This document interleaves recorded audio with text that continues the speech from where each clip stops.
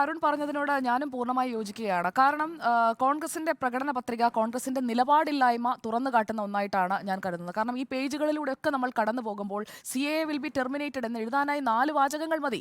അത് എഴുതി ചേർക്കാൻ കഴിയാതെ ഇത്രയും പേജുകളുള്ള ഒരു പ്രകടന പത്രിക തയ്യാറാക്കുമ്പോൾ എന്താണ് കോൺഗ്രസ് എന്നുള്ളത് തുറന്നു കാട്ടപ്പെടുകയാണ്. കാരണം പൗരത്വ വിഷയത്തിൽ ഈ 2019 അവർ കാട്ടിയ നിലപാട്, അതിൽ നിന്ന് 2021 വരെയൊക്കെ ഏറെക്കുറെ രാഹുൽ ഗാന്ധിക്ക് എന്തെങ്കിലും പറയാനുണ്ടായിരുന്നു. അതിനുശേഷം കംപ്ലീറ്റ് സൈലൻസ് ആണ്. കോൺഗ്രസിന്റെ ഇപ്പോഴത്തെ ഈ കംപ്ലീറ്റ് സൈലൻസ് എന്ന് പറയുന്നത് അവരുടെ നിലപാടില്ലായ്മയാണ്. അത് കേരളത്തിലെ ജനങ്ങൾ കുറി തിരിച്ചറിയുമെന്നാണ് ഞാൻ കരുതുന്നത്. കാരണം പാഞ്ച് ന്യായ് എന്ന് പറഞ്ഞുകൊണ്ട് ഈ പ്രകടന പത്രിക അവർ പറയുന്ന ന്യായ് പത്രയാണെന്ന്. അപ്പോൾ ന്യായ് പത്രയിൽ CAA-ക്കെതിരെ അവർ ഉയർത്തിപ്പിടിച്ച ആദ്യത്തെ നിലപാടിൽ അവർ വിശ്വസിക്കുന്നുണ്ടെങ്കിൽ ന്യായ് പത്രയിൽ അതുണ്ടാകണം. അതില്ലാത്ത ന്യായ് പത്രയിൽ എങ്ങനെയാണ് അവർ പറയുന്ന പാഞ്ച് ന്യായ് എന്ന് പറയുന്നത് തന്നെ അതിൽ എങ്ങനെയാണ് ന്യായീകരിക്കാൻ കഴിയുക? കാരണം യുവ ന്യായ്, നാരി ന്യായ്, കിസാൻ ന്യായ്, ശ്രമിക് ന്യായ്, ഹിസാദേരി ന്യായ്.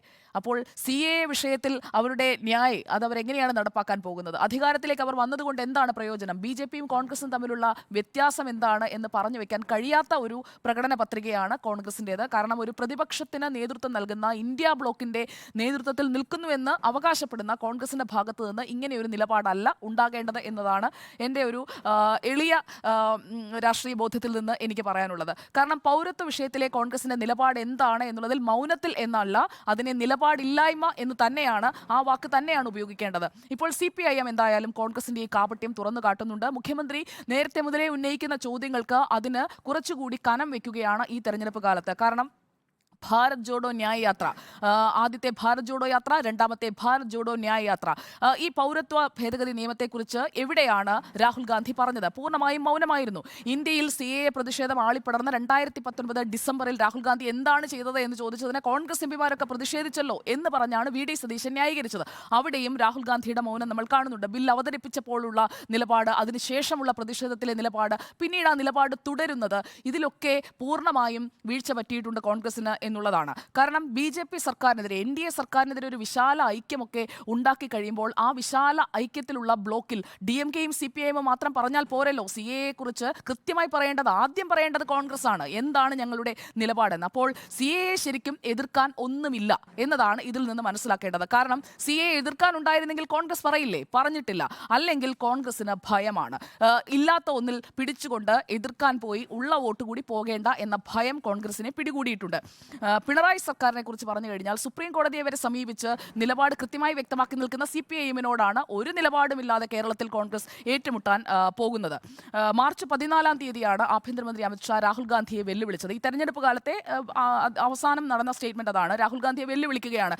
എന്തുകൊണ്ടാണ് കോൺഗ്രസ് CAA എതിർക്കാത്തത്? ANI-ക്ക് നൽകിയ ഒരു സൗണ്ട് ബൈറ്റിലാണ്, അഭിമുഖത്തിലാണ് അമിത്ഷാ ഇത് പറയുന്നത്. അപ്പോൾ മാർച്ച് 14-ന് അമിത്ഷാ കൃത്യമായി ചോദിക്കുന്നുണ്ട്, എന്തുകൊണ്ട് നിങ്ങൾ CAA എതിർക്കുന്നു? അതിന് ഈ നിമിഷം വരെ മറുപടി പറയാൻ രാഹുൽ ഗാന്ധി തയ്യാറായിട്ടില്ല. നമ്മുടെ കേരളത്തിലെ സിറ്റിംഗ് MP ആണ്.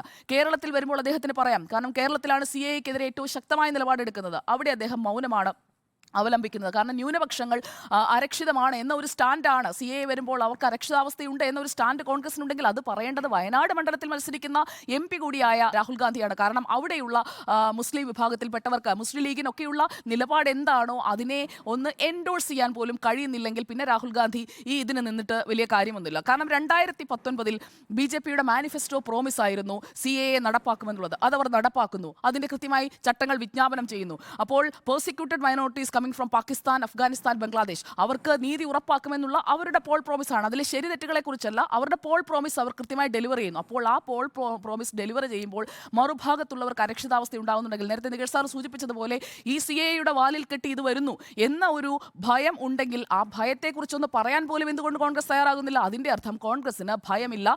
അവർ കാണിക്കുന്ന ന്യൂനപക്ഷ സ്നേഹം എന്ന് പറയുന്നത് അത് അവരുടേത് കൃത്യമായി പറഞ്ഞു കഴിഞ്ഞാൽ അങ്ങനെ ഒരു സ്നേഹമൊന്നും അവർക്കില്ല എന്ന് വേണം നമ്മൾ ഇതിൽ നിന്ന് മനസ്സിലാക്കാൻ.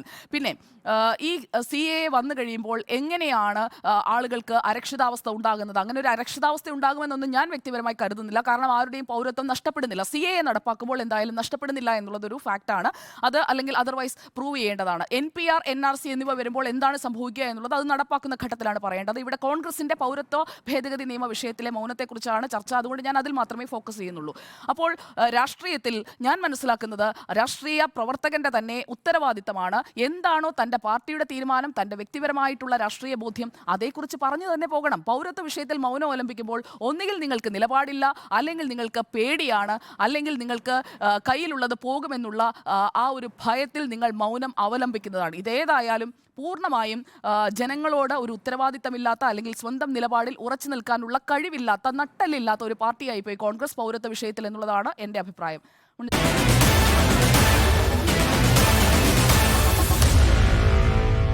Meet the editors.